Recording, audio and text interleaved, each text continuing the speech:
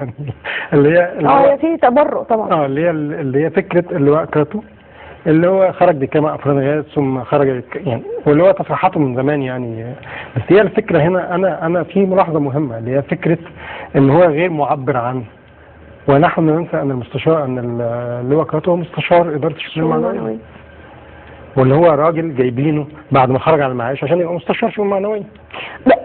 حد فاهم مستشار الشؤون المعنويه ايه بالظبط تحديدا؟ يعني الشؤون المعنويه احنا فاهمين ان جزء منها هي الشؤون العالميه دي وزاره اعلام الجيش. وزاره اعلام الجيش، بس هل في جزء منها يعني خاص بالتوجيه المعنوي للضباط والجنود؟ بالظبط. في جزء توجيه معنوي للضباط والجنود، وفي جزء اللي هو يتعلق باللي هي الاجتماعيات بتاع الجيش، وفي جزء تاني اللي هو الجانب الاعلامي، الجزء الاعلامي بتاع الجيش، او اللي هو المنوط به بشكل اساسي اصدار البيانات الاعلاميه بتاع الجيش وكل حاجه واللي بتعبر عنه.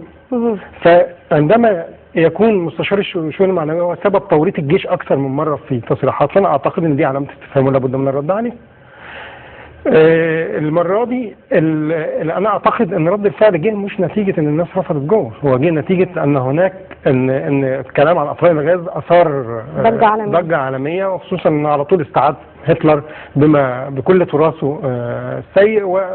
فانت دلوقتي المستشار الاعلامي يوجه هذه الرساله ليس للشعب هذه المره، هو يوجهها لمحللين الاستراتيجيين اللي هم دايما بيخرجوا يقولوا كلام وما اعرفش دي محاوله لتسريب برسائل ولا ايه بالظبط، او محاوله لشحن عكسي في الاتجاه الاخر، لدرجه ان احدهم قال لك ان في مره في اسكندريه بيتكلم على فكره ان احد الاسباب اللي دفعت المجلس العسكري للاستمرار هو قلقه على المعاشات والانتقاص منها. ده كلام لا يجوز ان يعبر. انا اعتقد ان الرساله كانت افضل ان توجه بشكل اساسي للناس المستشارين اللي هم بيعملوا في الشؤون المعنويه. اسكت. طيب بس هو السؤال يعني اذا ده اللي بيصدر للراي العام، الخوف الاكبر على ما يصدر لجنود وقوات الجيش.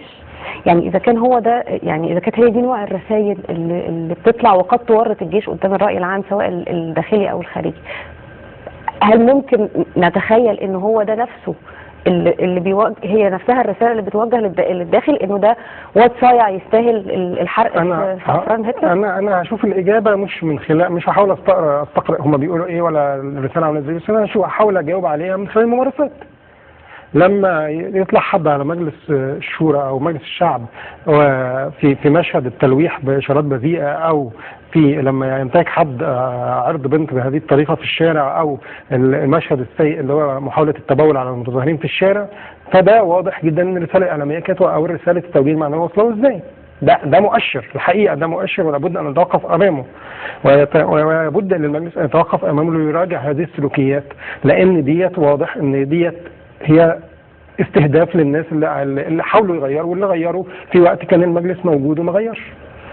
فده يرجعنا اللي حضرتك قلته في الفصل اللي فات، وفكره تشويه الضحيه. احنا قدام كذا يعني مظهر من مظاهر تشويه الضحيه في الفتره اللي فاتت، سواء ككيانات او كحتى اشخاص. يعني احنا دخلنا دلوقتي على الاشخاص، عندنا محمد هاشم، عندنا عمرو الليثي. يعني ما هو التشويه الضحيه، انا اعتقد ان هي المشكله انه على الناس ان تدرك ان محاولات التشويه تمت قبل كده وما جابتش نتيجه. الحقيقه ان رهان على من يسمون بالاغلبيه الصامته هو رهان خاسر لسبب بسيط، لان الاغلبيه الصامته لا يجوز حسابها كلها في اتجاه واحد، ده رقم واحد. رقم اثنين، اللي هو قاعد كان في البيت وقلقان، هو هيقلق ان هو يساندك باي طريقه لما تبقى في احداث مهمه والناس ترغب في التغيير. الاخطر من ده انك عندما تتوجه سهامك خرجوا في وقت انت كنت صامت وكنت طرفا في النظام، فمعناه انك تنتقم. وده الاخطر، الرساله الاخطر ان الناس لو ما ادركتش ده دلوقتي معناه ان انت ربما نرتد لما كنا عليه. انا عندما استرجع العام الماضي فارى المشاهد الهزليه للمحاكمات والخروق الواسعه اللي هي بتخلي كل الضباط اللي بيعرضوا على المحاكمه دلوقتي لم نصل لاي حكم في قضايا قتل الشهداء اللي هي في يناير اصلا. فادرك ان الرساله اللي كانت بتبعث لجنود الداخليه او لضباط الداخليه ما تخافوش، وما تخافوش دي، لان تم استخدام نفس الاسلوب بعد كده، لنرى بقى ضابط بيستهدف العيون، ونرى اخر بيقتل الناس، ونرى وكاننا نريد ان نرسي نفس النظام الامني القديم، ان نعود للخلف. هي دي الرساله الاخطر. علينا ان ندرك ذلك، وعلى المجلس العسكري او على القائمين على شؤون البلاد ان يدرك ان دي رسائل ما بتنفعش.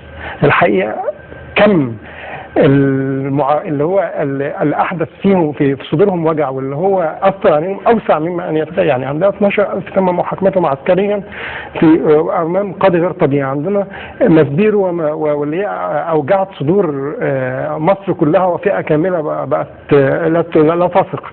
عندنا عمال طلبوا ب 200 جنيه فتم ضربهم، ولم تقف لحظة لتفكر لتقلل من اللي بياخد مليون و2 مليون و100,000 و200,000 من 100 جنيه. عندنا كل الفئات دي مضارة. بس غير الفئات دي بتشوف ازاي؟ يعني بتشوف ال 12,000 دول يستاهلوا لانهم بلطجية وهم السبب في الانفلات الامني اللي احنا كنا فيه. ماسبيرو لا، في طرف ثالث احنا ما احناش عارفينه هو اللي عمل كده، والمدرعات اتسرقت والجنود اتوتروا. العمال ما في كل في كل حادثه هو بيتكلم عن طرف ثالث، ثم في الخطوه اللي بعدها يعترف يقول ان احنا حولنا الناس للمحاكمات العسكريه. في كشف العذريه قال ان ما فيش حصل، وثم خرج رئيس القضاء العسكري يقول لنا ان القضيه تنظر الان في المحاكم، بما يعني ان هناك قضيه وان هناك متهمين.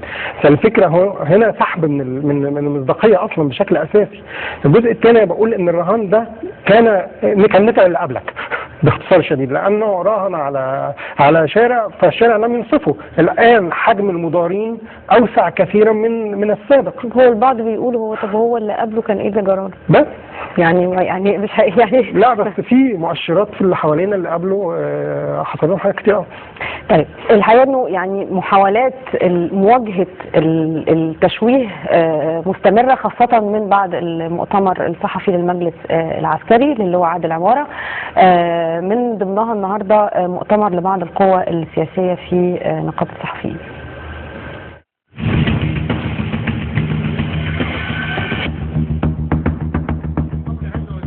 أحداث مجلس الوزراء: كر وفر، نار ودمار، ثم الإهانة والتخوين.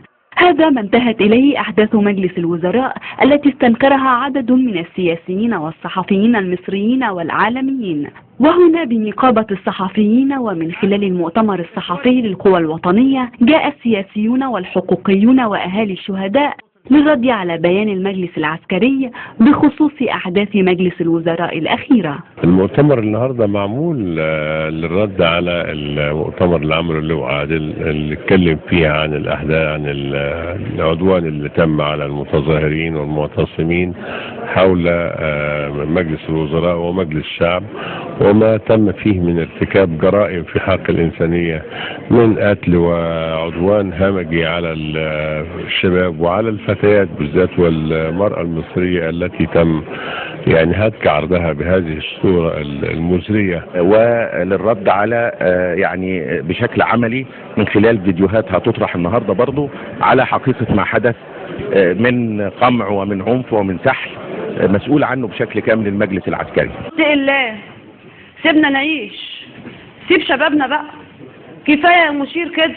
وردا على ما تناولته المواقع الإلكترونية المختلفة عن فيديو لبعض الاشتراكيين الثوريين الذين يستهدفون إسقاط الجيش، كان الرد واضحا. الهدف بتاع الثورة المصرية كان الشعب يريد إسقاط النظام. حتى الآن نفس النظام هو اللي موجود. الضباط اللي حاكمين مصر النهاردة هم ضباط حسني مبارك.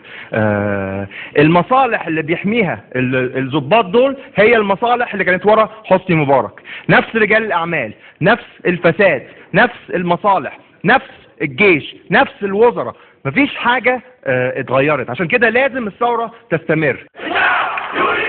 ربما بين هؤلاء الشرفاء مندسين وخونة، ولكن ليس الجميع ببلطجية، وربما هناك منظمات عميلة، ولكن بالطبع ليس جميعها. وإن كان هناك دليل فعلى المدعي أن يكشفه، وإلا فليصمت. مين الجهه الثالثه دي؟ مين اللي بيمول البلطجيه دي؟ مين اللي تبعهم؟ جايين من مين؟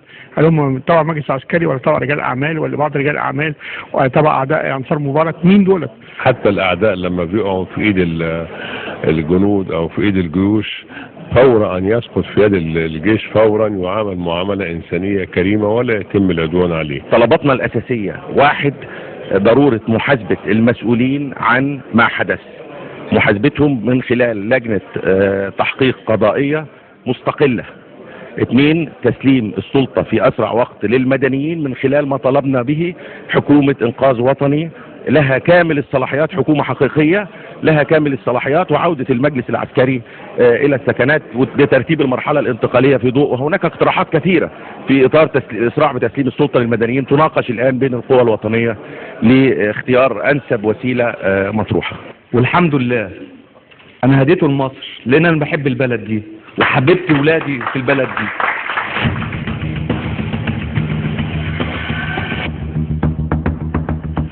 بس قبل ما نطلع فاصل انا عايزه يعني اضرب تعظيم سلام او احب على ايدين وراس اهالي الشهداء، لانه مش مذهلين في القوه وفي الثبات وفي الاحساس بالفخر.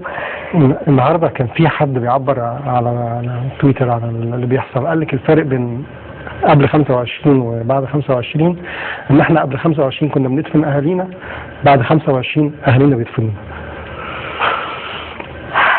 فاصل.